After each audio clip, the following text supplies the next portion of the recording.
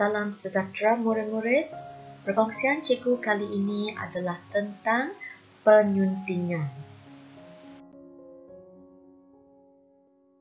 Soalan penyuntingan terdapat dalam kertas 2, iaitu soalan ketiga dalam BMSPM, format baharu. Soalan mengikut teks tunggal, teks bersambung atau teks berbagai, iaitu sama ada petikan, dialog, iklan, kad ucapan, dan lain-lain lagi. Panjang teks antara 50 hingga 80 patah perkataan. Soalan penyuntingan 在这个我们的马来文试卷里面是试卷2的第3题。题目种类有很多，包括了文章、对话、广告、贺卡等等。题目的长度是从50到80个字。Seterusnya, jumlah kesalahan bahasa bergantung pada jumlah markah dalam soalan ini. Yang kelima, jenis kesalahan bahasa yang diuji adalah seperti ejaan, imbuhan, istilah, dan tata bahasa. Dan yang keenam, jumlah markah tidak tetap, bergantung pada kehendak soalan. 同学们，有关本运定案的题目，第4项是错误的数量是根据题目的总分。如果题目的总分是13分，那么错误就是有13个。语文方面的错误包括了听写方面的词缀、用词和语法。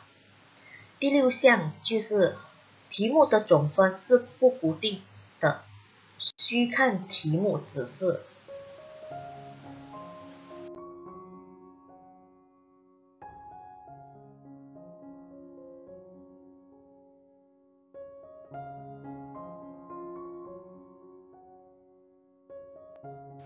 Untuk praktis 2 ini, soalan terdiri daripada 2 bahan.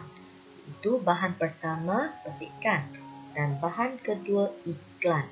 Dan dalam arahan ini sudah jelas ya, memberitahu kita bahawa dalam bahan 1 terdapat 6 kesalahan bahasa, manakala bahan 2 terdapat 5 kesalahan bahasa.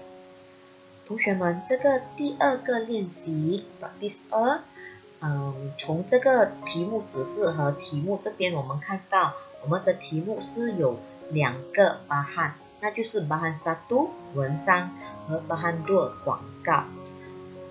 接下来从题目指示我们也知道 bahan 1有6个语文的错误， bahan 2有5个错误。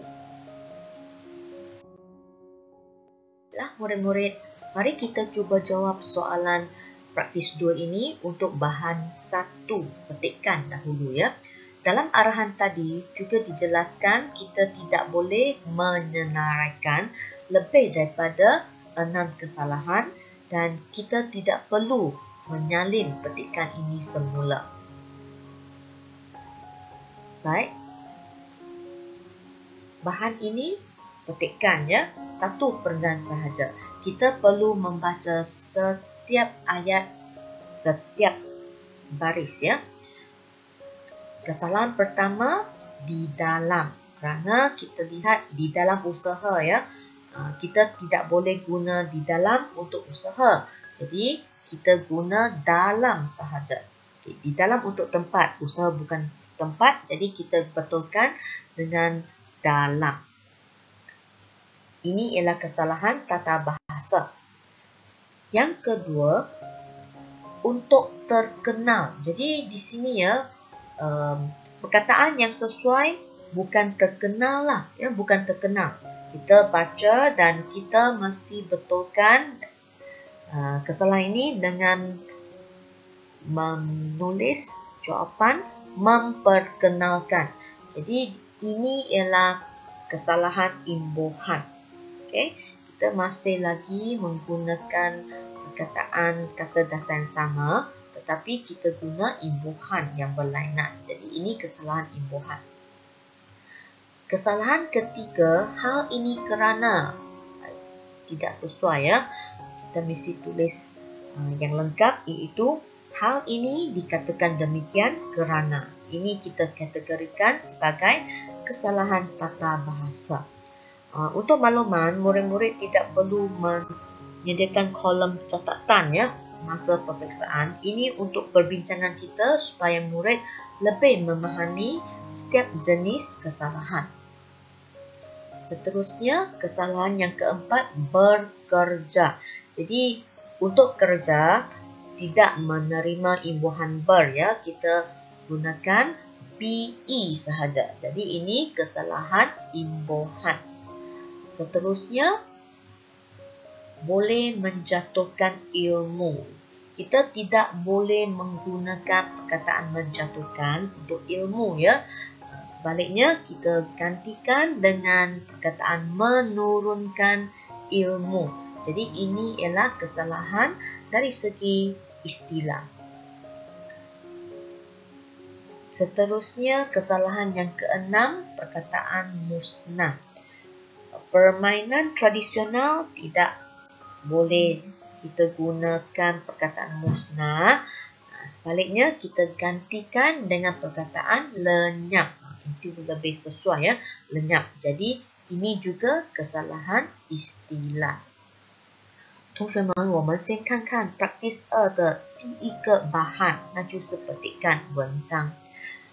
刚才有一个在那段题目指示里面也有提醒大家，你们不能列出超过6个语文的错，而且也不需要重抄这个文章。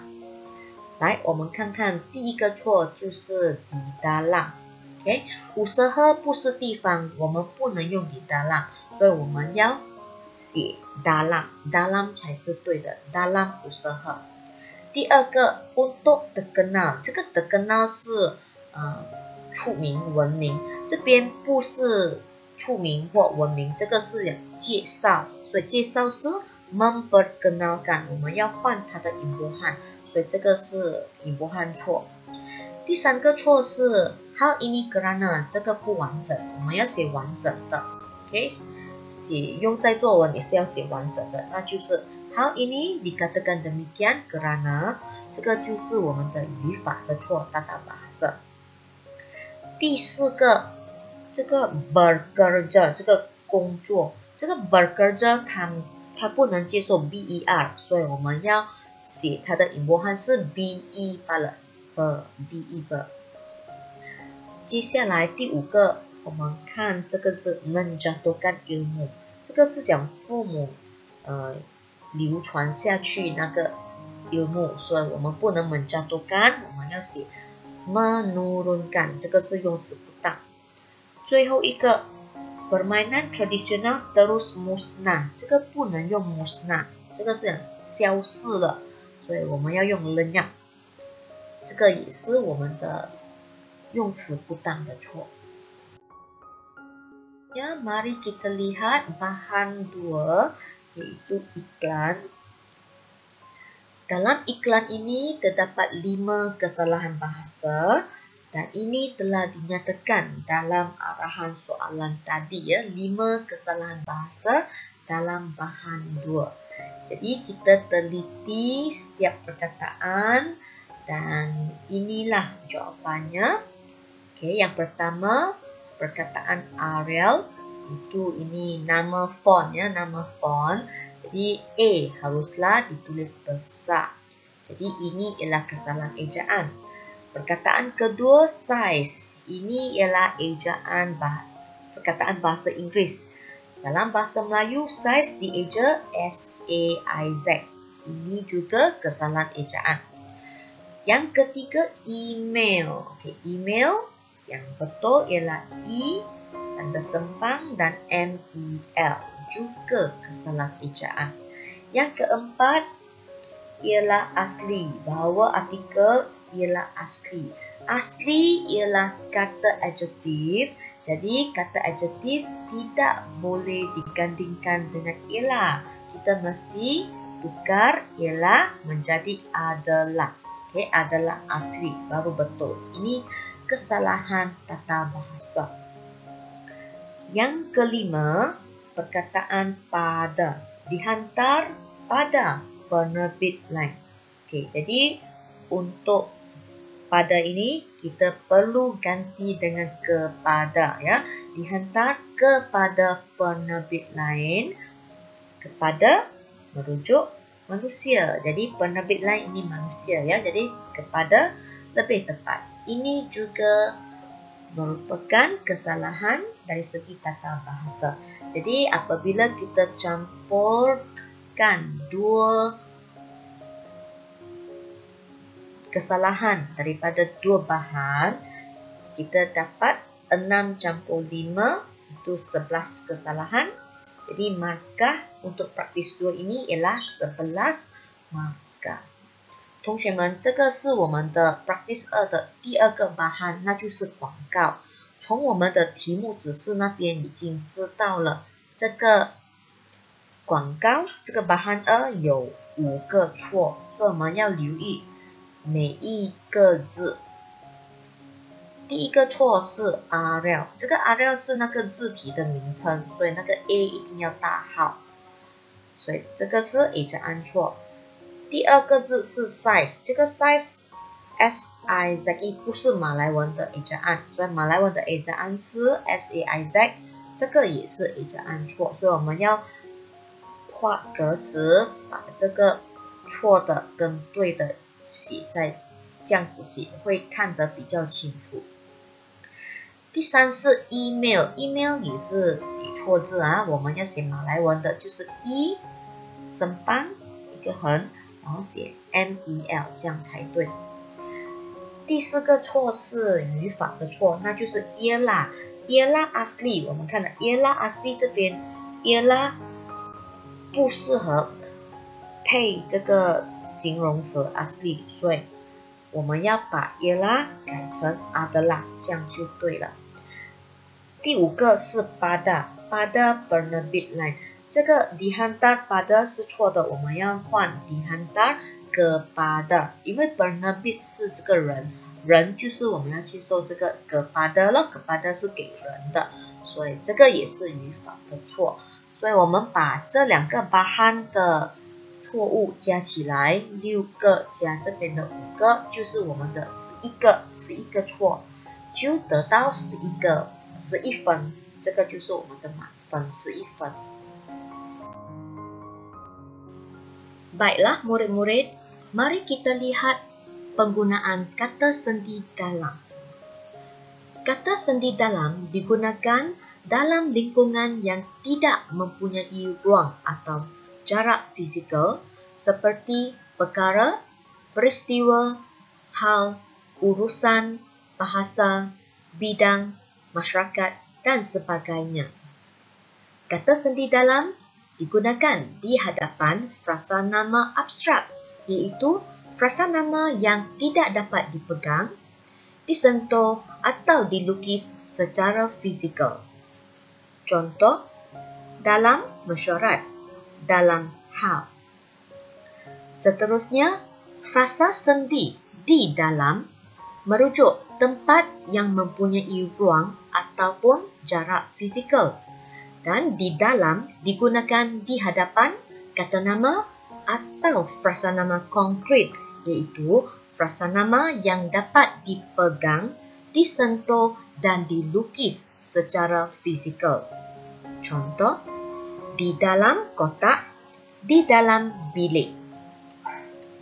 Berdasarkan penerangan ini, kita sepatutnya dapat faham ya bahawa di dalam usaha adalah salah. Yang betul ialah dalam usaha. Kerana usaha ialah frasa nama abstrak yang tidak dapat dipegang, disentuh atau dilukis secara fizikal. Jadi, untuk frasa nama abstrak usaha ini, kita gunakan kata sendi dalam. 同学们，让我们看看 dalam 和 di dalam 的分别。dalam 是介词，是用在没有空间和距离的。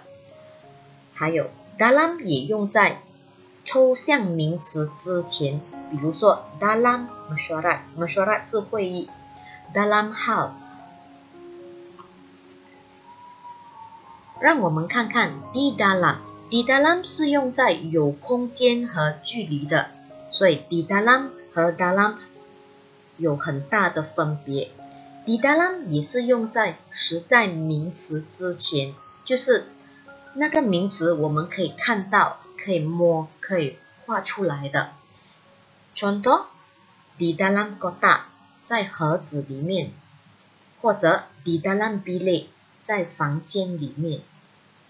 因此，我们就可以看到 di dalam usaha 是错的，因为 usaha 是抽象名词，抽象名词要配 dalam。Nota seterusnya berkaitan dengan penggunaan kata pemberi ialah dan adalah. Kata pemberi ialah hadir di hadapan frasa nama. Contoh, Encik Abu ialah kawan bapa saya. Dalam ayat ini, kawan bapa saya ialah frasa nama. Seterusnya, kata pemberi adalah hadir di hadapan frasa adjektif dan frasa sendi nama. Contoh, berita yang kami dengar itu adalah palsu. Dalam ayat ini, palsu ialah frasa adjektif. Contoh ayat yang kedua, kepakaran beliau adalah dalam bidang komputer. Dalam bidang komputer ialah frasa sendi nama. Jadi, untuk kesalahan yang dibincangkan tadi ialah asli. Ini salah ya, kerana asli ialah frasa adjektif. Jadi, asli hendaklah digandingkan dengan adalah. Jadi, adalah asli baru betul. 同学们，让我们来看看这个 ialah 和 adalah 的用法。ialah 是用在名词短语之前，比如说这个造句 Encik Abu ialah kawan bapa saya， 在这边 kawan bapa saya 是名词短语，所以一定要接受 ialah。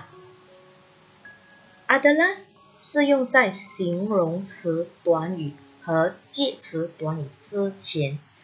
我们看第一个造句 Berita yang kami dengar itu adalah palsu. Palsu 这边是形容词短语，所以一定要用 adalah。 接下来第二句 Kepakaran beliau adalah dalam bidang komputer。